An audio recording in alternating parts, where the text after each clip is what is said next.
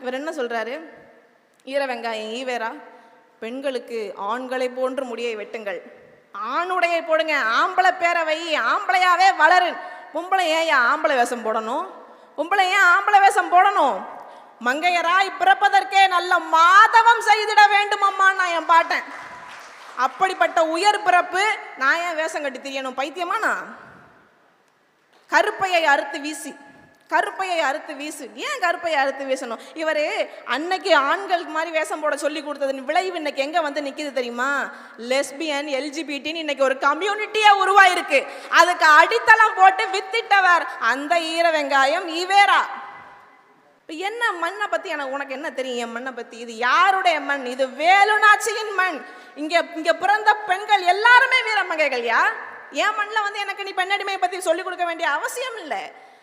வேலுநாச்சி வேலுநாச்சின்னு எனக்கு ஒரு பாட்டி இருக்கிறாள்ல, அவள் வந்து வெள்ளைக்காரனை எதிர்த்து போர் செஞ்சா. அவ காலத்துல பெண்ணடிமையை யாரையா உடைச்சது? யாரையா பெண்களுக்கு தைரியம் கொடுத்தது? இந்த ஈர வெங்காயம் ஈவேரா குதிரையார கத்து கொடுத்து கையில வாழை கொடுத்து சென்றுவா மகளே வென்றுவான்னு வேலுநாச்சியாரை அனுப்பி வைத்தாரா? என் பாட்டி சேர்த்து 100 வருஷத்துக்கு அப்புறம் தாங்க இந்த ஆள் பிறக்கிறாரு. வேலுநாச்சி மண். இந்த சனியை முடிச்ச ஈவேரா என்ன சொல்லுது தெரியுமா? தான் கட்டின பொண்டாட்டிய ஊருக்கு புதுசா வந்திருக்க வேசி தாசி அப்படின்னு இன்ட்ரடியூஸ் பண்ணி வைக்கிறாருங்க. கட்டின பொண்டாட்டிய தெய்வம்னு சொன்னவன் எங்க? ஊருக்கு புதுசா வந்திருக்கிற தாசின்னு சொன்னவன் எங்க? அது மட்டும் இல்ல, நாகம்மை இறக்கும் போது ஒரு இரங்கல் கடிதம் வந்து வாசிக்கிறாரு, எழுதுறாரு. எழுதும் போது என்ன சொல்றாரு? நான் பெண் விடுதலையை பத்தி, பெண் சுதந்திரத்தை பத்தி பிரத்தையருக்கு நிறைய பேசியிருக்கேன். ஆனா நான் நாகம்மைக்கு நல்ல வாழ்க்கை துணையா இருக்கல.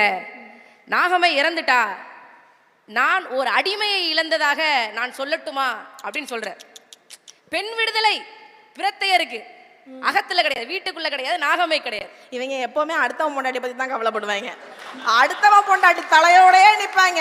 அவன் பொண்டாட்டி பத்தி அவனுக்கு எந்த கவலையும் இல்லை. இந்த அடிமை சங்கிலியா இருக்கிறேங்கிற போராட்டத்துல அடுத்தவன் பொண்டாட்டி தாலியை பூரா அறுத்தாங்க. இவங்க பொண்டாட்டி பூரா தொங்க 20 பவுன்ல தாலி போட்டிருக்கும். அதான் சொல்றேன், அடுத்த முன்னாடி தலையோட கருப்பப்பையை அறுத்து எறி. கருப்பப்பை உனக்கு எதுக்கு? உங்க அம்மா ஈவேராவை பெத்த அம்மா அதை செஞ்சிருந்தாங்கன்னா இந்நேரம் அந்த ஈவேரா தலைவலி எங்களுக்கு இருந்திருக்காது. ஆமா ஆமா, எதுக்கு சனியே? அந்த அம்மா அப்பவே அறுத்து போட்டிருந்துச்சுன்னா இல்லைங்க. ஈவேராவுடைய அடிவரடி கருணாநிதி அவருடைய துணைவியார் 10 பேருக்கு மனைவியார் 10 பேருக்கு இதை செய்ய சொல்லியிருந்தாருன்னா இந்நேரம் ஸ்டாலின் தலைவலி எங்களுக்கு கிடையாதுங்க. உதயநிதி, இன்பநிதி, துன்பநிதி, துயர நிதி, இளவு நிதி, எட்டு நிதி, கர்மாதி நிதி, காடாத்து நிதி, எந்த கர்மத்தையும் பார்க்க வேண்டிய விதி எங்களுக்கு இல்லை.